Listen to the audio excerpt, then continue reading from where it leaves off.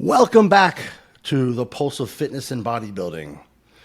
I have a very special episode this week because I just got out of the hospital for a week last week. I spent 6 days in the hospital, lost 20 pounds in 6 days with specific ailments that I went in with, which we'll talk about. However, in the aftermath of all this, everyone on social media who's addressing that I was in the hospital for a week, their comments all are pointed at steroids.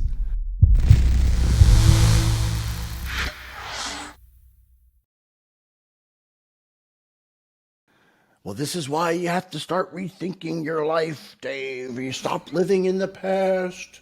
They keep saying stop living in the past. I want to know why staying in shape as you get older is labeled living in the past, when it's, to me, just trying to safeguard my future. That's how I look at it. It's like, I could let myself go and be the average 57-year-old man, but why if I don't have to? And I can do it relatively safely. Why? How is that living in the past?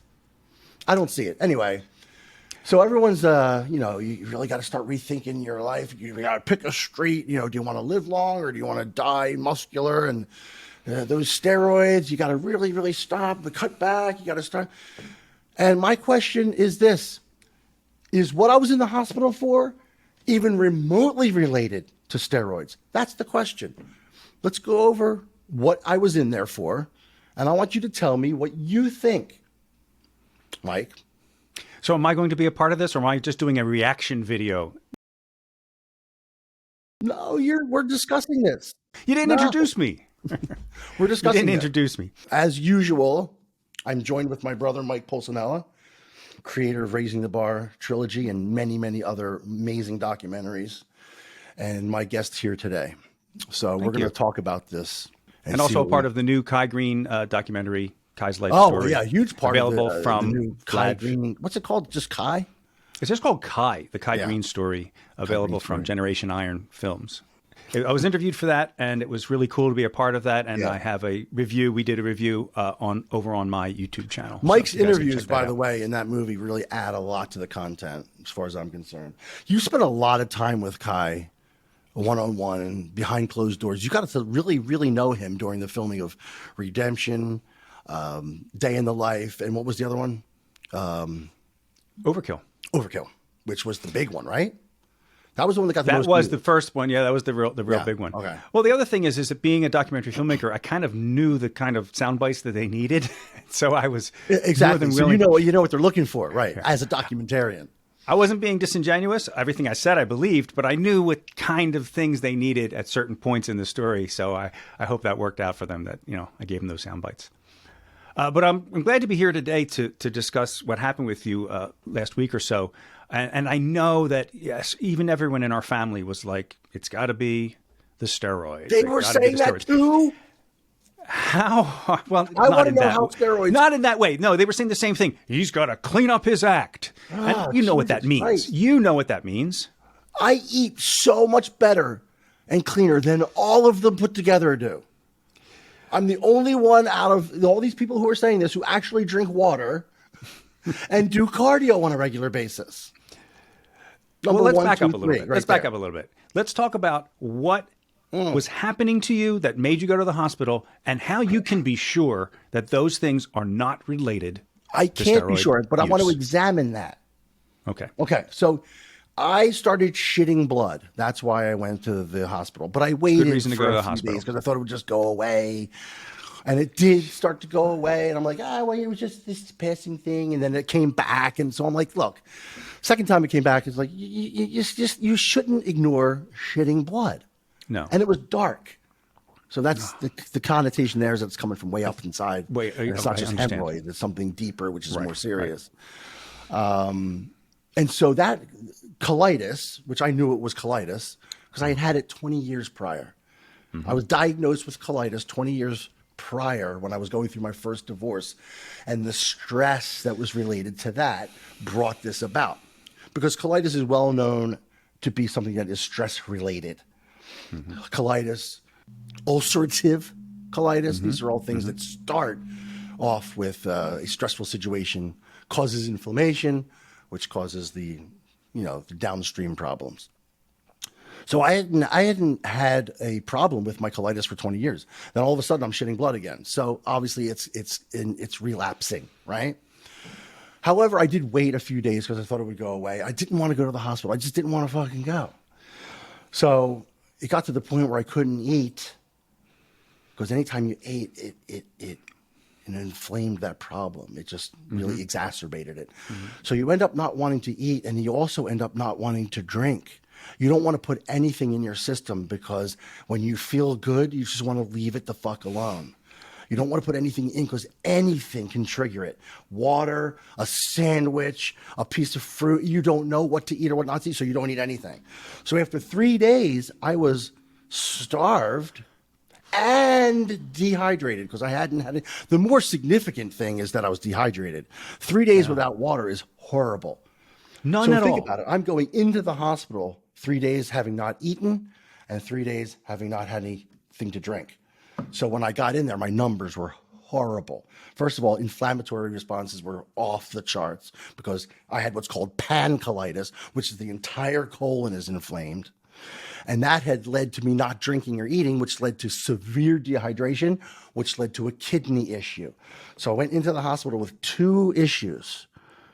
Kidney issues due to dehydration was what they told me, and pancolitis. Now, when you have pancolitis, do you feel it? Is there a feeling in your guts all the way? It's so inflamed that you feel like you have a brick-sized turd right at the opening of your colon that you can't, there's no way you could push out, but it's not a turd. It's not a turd. It's inflammation closing in on itself and closing that hole to the point where you might have an empty colon, but you feel like you're trying to push something out, but nothing's there.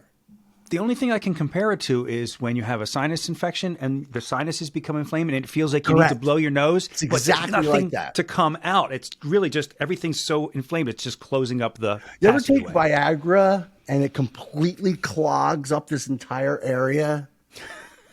Just don't lie. Ears You're not going to take Viagra. turn red. My ears turn red. So I'm not gonna deny Viagra it. does It's great that, stuff. and It's it fun causes stuff. and there's no snot in there. It's all your sinuses just all inflamed and pushing against each other. So that's what happens in the colon as well. Wow. And it's funny too because I swore up and down that there was something in there that I was blocked. And the first doctor who saw me actually agreed to stick his finger up my ass. He goes, look, we can solve this right now. I can tell you if there's something up there or not, at least within this much range, you know? So I said, in a desperation, I was like, yeah, just fucking do it. So he went up as far as he could and he didn't feel anything. So he's like, there's really nothing up there. So what you're feeling is the inflammation, which blew my mind because that's a lot of inflammation. So I had to go on what's called the BRAT diet. So think about this. I'm going into the hospital not having eaten any real food or had any beverages. And then they put me on this BRAT diet for my kidneys and for my colon. Banana, rice, applesauce, and toast. So no protein, obviously for the kidney issue. But that's 2 of the 6 foods that work. I thought that too. Did you really? Yeah, I did. But anyway, that's almost like starving. So it was pretty harsh, man. And the only way they can get fluids in me is by an IV. So they started the IV fluids right away, and that started bringing my kidney numbers down. My question is this, 20 years ago, I had a very stressful thing that caused me this colitis, and now it's relapsed. So how is that from steroids? How is that from steroids? How is that from steroids? It doesn't seem to be related. However, it doesn't. However, there have been several. So I'm going to play the other end of this. There have been several, Mike Francois for one, John Meadows for another, who have been pretty much positively diagnosed as having gastrointestinal issues that were caused by the bodybuilding lifestyle, it seemed. So the jury's out on that, whether or not gastrointestinal issues like colitis, pancolitis, the ulcerative colitis, things are caused by the bodybuilding lifestyle, by eating every 2 hours, by something about the gear that we maybe don't understand yet. the stress. That's what I was gonna say is I know for a fact that from the age of 14 till you went into the hospital, your entire gastrointestinal system from your stomach all the way has been packed full of food, and as soon as some comes out, you're shoving more in. I've watched the way you eat every 2 hours, and I'm one of the few people in the universe who've actually done that for 20 years straight. I understand.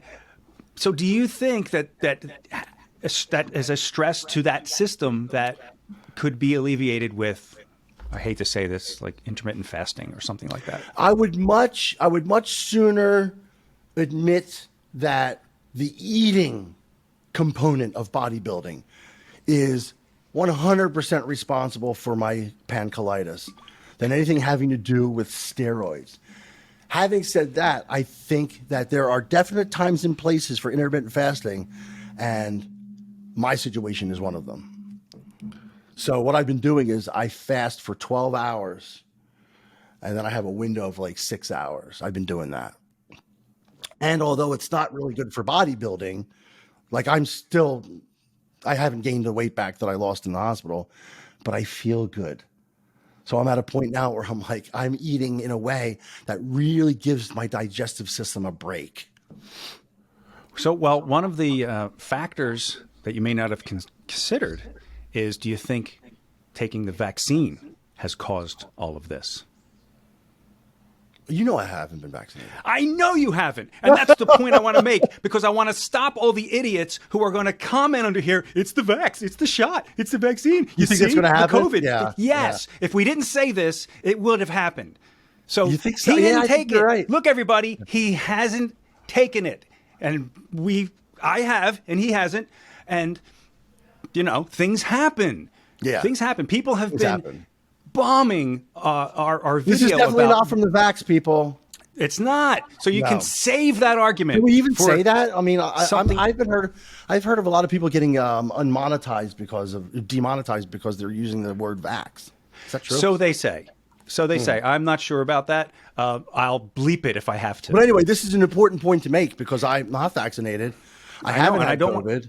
Right. And I've had to deal with so many comments on our video about why are bodybuilders dying, and people just like, must have been the vax. Well, there are like scientific steps you would have to take in order for that to be proven. Right. Many scientific steps, and I'm not saying it's not true, but I'm just saying those steps have not been taken. For this discussion, we're squashing it. Right. Yeah. There's no reason to assume that anything that's happening with David is caused by the jab, as they say. Wait, when people say the jab, do they mean steroids or do they mean the vaccine? Okay, that's what I thought. The jab means vaccine, yeah. The other thing that I went into the hospital with was kidney problems. Now, is that from steroids? Or is that from the fact that I've been eating 7 million grams of protein every day for the past 400 million days? Wait till Mom sees this. And although there are no scientific studies that show that high protein intake leads to kidney problems, I mean, if you use your brain for a half a second, it's just a little organ that you're using more than you should. Constantly. Any little piece of meat that you're using more than you should. Look, there's a certain amount of mileage that we have on our body parts, our heart, our kidneys, our liver. And if you use them all up, you're going to use them all up. And that when that mileage is over, it's over. So I have to believe that, I don't know how much of a role steroids is playing in this, but I think that everyone's go-to being it's from steroids is bullshit. I think the entire lifestyle, if you really follow it and you follow it perfectly and you follow it for a long time, has its own inherent risks and problems, completely separate from steroids. If I had to rate by level of importance the risk factors, steroids would be down there, not near the top. Look, bodybuilding is about pushing the body beyond its natural limits in many ways, holding it there for a sustained period of time. All the natural limits, all of them. That's outside of nature. And of course, things are going to start to wear out and break down. Some of them may be caused by the chemistry, which is a component of it, and probably most of them not. Right. Most of them not. But it's funny how many people in their comments, when they heard I was in the hospital, are like, this is what you get. With them, their roids. Do they say that to football players who have I permanent I brain bring it up all the damage? time. Yeah. Do they I say bring it that? up. Well, shouldn't have played football then. That's For what you some get. reason, it's forgiven. In those sports, it's forgiven. Or completely just blind-eyed. It's like they're not aware of it. Those are sports that people care more about than bodybuilding. True. Yeah, but I mean, you're not going to tell me that the NFL isn't rife with steroids, and NHL and downhill That too. skiing and boxing and everything. So people just don't realize that. They don't realize it's everywhere. It's just not as obvious to the eye as And it I is in have no bodybuilding. proof. I have no proof of this either. But movies, whenever you see so and so yeah. gained 20 pounds of muscle for this role because of his trainer and his diet, guaranteed they were doing a very controlled regimen, probably under doctor's supervision, and then easing him off of it when he was done. But there's no way, with millions of dollars behind creating a Marvel movie or Will Smith as Muhammad Ali, that they're going to risk that he's going to show up all skinny. They just can't. I think, to be honest with you, I think they put him on a pretty aggressive blast cycle. I do, because it's so short term. I don't think they go conservative with that at all. There's too much money to be lost or made. I think when they take these guys who look like average human beings, and then in 6 to 8 weeks they look like a bodybuilder, they're jacked out of their minds for these movies. I don't think there was anything subtle about what they did for that. I'll go on record as saying that. I think they're on several compounds, and I think they're pushing the envelope. I think they're using orals. I think they do whatever the hell they can. Look, if someone at the Olympia level is doing the things that they're doing for a much longer period of time, for a $250,000 paycheck for winning the Olympia, you damn well better believe that Joe Blow is going to get ready for his movie part, which might yield him several $1 million. So what are you doing now? What are you doing to make sure that this doesn't happen again? I'm only eating 3 times a day. I eat breakfast, lunch, and dinner. There's a good 14-hour window where I don't eat anything. So that's while I'm sleeping. It's a few hours before I go to bed, while I'm sleeping, and then a few hours after I get up.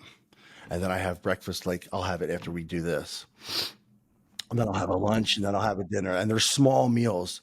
And they include things that are off the beaten path for me in case some of the food choices that I've been eating for so long I've developed allergies to, which is a distinct possibility. So I've been doing things like yogurt and fruit and things that I don't normally, more vegetables, more proteins from vegetable sources, rather than animal sources, less chicken, less beef, less animal, less inflammatory type foods. Just making some adjustments, and it feels really good. And so it hasn't been difficult adjustment for you? No. Okay. It would be difficult if I was hell-bent right now and trying to be big, but I'm not. Because I weigh about, I don't know, 210 to 213, which is small for me. But I'm doing it on purpose because it feels good. I just don't want to feel like I did when I went into that hospital. I just don't. It was that bad. So yeah, I'll eat this way for as long as it takes. I have some follow-up appointments with some doctors to see where my numbers are and see what kind of protocol I need to do going forward to keep these things at bay. But I'm not going to stop doing what I'm doing. I'm not going to stop being a bodybuilder. I'm going to adjust my expectations. I'm going to go for something that's a little more realistic. I don't need to be 250 anymore. I don't need to be lifting like I did before. My lifting's changed. I usually leave a couple reps in the tank now, which I never used to do. I used to go to ultimate failure on every set. And now, due to recovery, I'm 57 years old. I go into the gym. What I do feels really good. And I stop when I still have like 5 reps that I know I could have gotten still. Training like that for me has brought the fun back into it. Lowered my stress level regarding my training. And so these are things that I'm doing right now that I can see myself doing for a while just to safeguard my health. I hope Mom doesn't watch this because I know she's going to say, I told him eating the same thing over and over again will cause allergies. Did she yell at you yet? No, I'm guessing. I don't know that that's the case. I'm just switching my foods up. But that's what she was predicting. And so has she yelled at you about that yet? No, not yet. Oh, that's coming.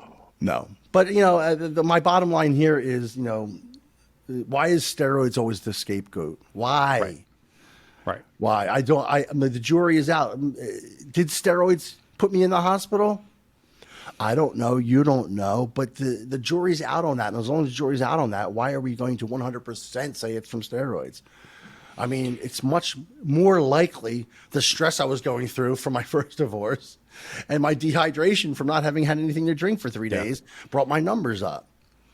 It would be very difficult to prove that those things You were can't prove it. That's the directly problem. related to steroids. It's very difficult to prove that with any of the bodybuilder deaths. Right. You know, it's very That's difficult. why you don't have any like deaths caused by steroids. You can't have You that. really don't. Because the deaths caused by steroids are usually caused by an offshoot of what the steroids have done tangentially.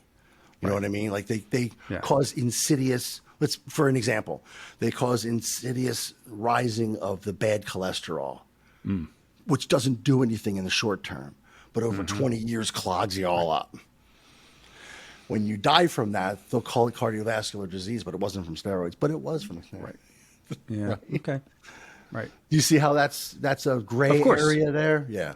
Of course. Of course. Weren't there some other stories in the hospital that you said they were to tell? It's so funny how they just don't even take a look at you critically before they start saying shit. Like for what? instance, I was put on, I didn't realize this, but I went to get out of bed the first night and an alarm went off when I took my weight off the bed, an alarm went off and a nurse come rushing in and made me get back into bed. I'm like, what is it? She goes, you're on bed alarm for the first 24 hours. Anytime you get out of bed, an alarm's going to go off. I'm like, why? She goes, because you have a history of falling. I said, I don't have a history of fall. Well, it says here you passed out. I passed out in a seated position while I was eating my oatmeal. I don't have a history of falling. And look at me. At the time, I had just gotten admitted to the hospital. I was 225 pounds and shredded. I'm like, do I look like someone who has a history of falling? That I need to be on bed alarm? They treat you like you're 90. No, you've got to understand. This is They all don't about look critically legal. at you. It's about legal liability. If you have fell even once, they have to make you a fall risk. haven't. Let me give you an example. We all know that when women are pregnant, they can't drink alcohol, right? Not a drop. Not a drop. Well, that comes from the fact that women who have abused alcohol, like true addicts, true alcoholics, while pregnant, have created birth defects. Right. Right? They cannot determine at which point That happens, right? a certain amount of alcohol will create a birth defect. And so what they've said is no alcohol. That way you're safe. The doctor's safe. Everybody's safe. But it may, in fact, be that a glass of wine or a half a glass of wine or a quarter glass of wine might be even beneficial for you and the baby. We don't know. I see how that translates. There's no way to do tests on it. But if you were a doctor and a pregnant woman was saying, can I have a little glass of wine? You have all these studies that say alcoholism leads to birth defects. You're going to say no.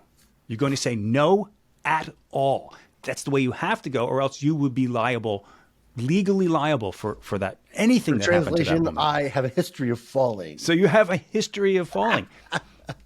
Like I had a really bad bursitis in my shoulder that was making my whole arm numb. And I went into the hospital and I said, I think I'm having a heart attack. Well, once I said that, they had to put me through every test imaginable. Right. Before to rule out heart attack because I said it. So that's the reaction you were getting from that. What else happened in the hospital?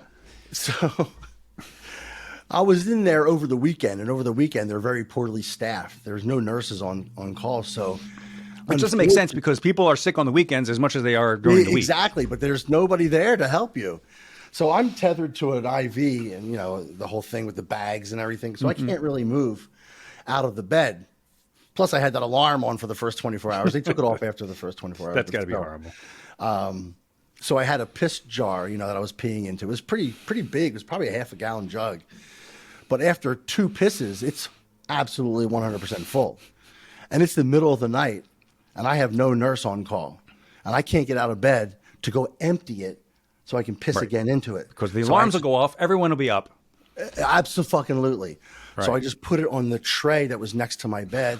And I went to sleep and hoped that I didn't have to pee again for the rest of that night until the morning nurse came in. Now, you have some experience with peeing in a bucket next to your bed, don't you? I have a lot of experience with that. We're not going to. Why is that? You don't want to go there? Out of laziness. Until Mom found my pee bucket and yelled at me. I thought you were doing it because you were moving like animals. You're working on becoming you're working on becoming a bodybuilder, and you were drinking massive amounts of fluid of and protein shakes. So, unfortunately, lately, I've had this thing where I have violent dreams, and in the dream, I'm fighting someone, and outwardly, I'm doing the same movements as I'm doing in the dream. So if I'm punching someone, I punch the air, or I kick. And in this particular dream, someone was coming at me and I wanted to kick their face. And so I used with my left leg, I went to kick their face in my sleep. And instead I kicked my piss bucket and it went flying everywhere, full of a half a gallon of piss. It went on the walls, on the tray table where they put my food. There was a puddle on the floor, half-inch deep. It was in the bed. It was on the walls, on the blinds, everywhere. And I just sat there and I thought, and I looked down. I put my phone light on so I could see. And I went down and I was like, oh, I've destroyed the entire room. I don't know what to do. I'm so embarrassed. I didn't want to know. So I went back to bed. I went back to sleep. And I waited till the morning till they came in. And what did you say? The nurse came in and I heard her say, oh my, what is this? And I woke up and I said, I didn't know what to say. So I simply looked at her. I said, I had an accident. How do I explain it? I was fighting someone in my dream and I kicked my piss bucket. So they had to clean it all up. It was so mortifying. Like I squarely kicked that thing right off of that shelf. Look, everything about being in a hospital is mortifying. Everything. It's terrible. It's one of the worst experiences, and you just added to it. Well, I knew after I kicked it off, I said there wasn't any way I could hit the alarm, but no one's going to come in and take care of this until the morning nurse. So I just had to go back to bed. I don't know how the person who was next to me, who slept right through it, because it was loud. He didn't hear me kick that bucket. Luckily, you had Bonnie to accompany you throughout this process. I'm she wasn't so there glad in the she middle was of the there. night that night. No? So I had to sleep and pee. Yeah, I just thought maybe you should give a shout out to Bonnie for being with you through this whole process. God. Yeah. In case she watches this video. Dude, I got to tell you this. She was really my nurse. Yeah. They dropped the ball so much that if it wasn't for Bonnie being there and picking up the slack that they were leaving, that I don't know how we would have survived that 6 days. I help produce podcasts now, and one of them is for a legal team that works with medical malpractice. The stories they have of mistakes and neglect are incredible. If you go into the hospital, make sure you have a notebook, and every time they give you medication or fail to or whatever, that you keep notes. Yeah. Or someone, if you're out of it because of painkillers, that someone you love is there with you, advocating for you and keeping track of everything. She caught all the mistakes. She caught all the problems. She caught all the negligence, and there was a lot of it. She was cleaning the room and disinfecting the room. They weren't. She disinfected it twice a day. And then, now, admittedly, they're understaffed and overworked. We know this. I know that. My meds were all, they messed the meds up. She caught that. They messed this up. They messed that up. The timing, they were just letting me sit there and rot. And she's like, is anybody going to be coming in to take care of him? She, cracks skulls. This is good advice for anyone going into the hospital. Yeah, I'm have glad someone I have there her, to man. help keep and to pay attention and take notes so that you can prove. Look at my notebook. And the good part is she does this for a living. She knows when they're bullshitting. She's like, no, that's not true. You know as well as I do that this, and this needs to happen. So I want that to happen now. And they're like, yeah. They get so frustrated because she knows. And they don't usually they're usually dealing with clueless people. And she's not. So they can't get away with any of their shit. I love that. I have a history of falling. All right. So what's the wrap up here? Where so do you the go from wrap here? up is, I don't know. Stop commenting on my stay at the hospital and saying it was from steroids. Maybe it was, maybe it wasn't. But mind your own business. And here's the other thing. Most people, almost everybody, has their own goddamn poison that they're taking, that they're eating, that they're drinking, that they're doing, that's going to kill them. So why aim your shit at somebody else and their poison. Look inwards of yourself. What do you do on a daily basis? What do you do on a daily basis that's going to kill you? Me? Yeah. Something. I Just know tell me I do. something that you do that's a pleasure, but that is at a detriment to your health eventually. Usually whiskey cocktail toward the Every end night, of the day. right? Pretty much. Yeah. I And know. the guy who commented under my thing, oh, you're trying to live in the past. He's got his poison. Who knows what it is? The risk. Probably smoking, eating a hamburger, and drinking a Coke at the same time. Yeah, like you said on that comment. Someone is taking a risk for a benefit that makes it worth it to them. Timmy and his beer, right? Yeah. Everybody's got something. One thing I don't do is get in someone's business about their poison. Right. I just let them be them. Plus, I've changed a lot of things about my life and how I do live it. I have. Well, how could you not after an experience like that? Anyway, I thought this would be interesting to a lot of my viewers. Please feel free to add to the comments anything that you think in regards to this topic, because it's a huge topic. How much do we blame steroids for things that are really caused by some of the other components of bodybuilding lifestyle, you know? Because there are a lot of things that cause wear and tear and decay and entropy to our bodies. Including time, by the way. Yeah, time, just the passage of time.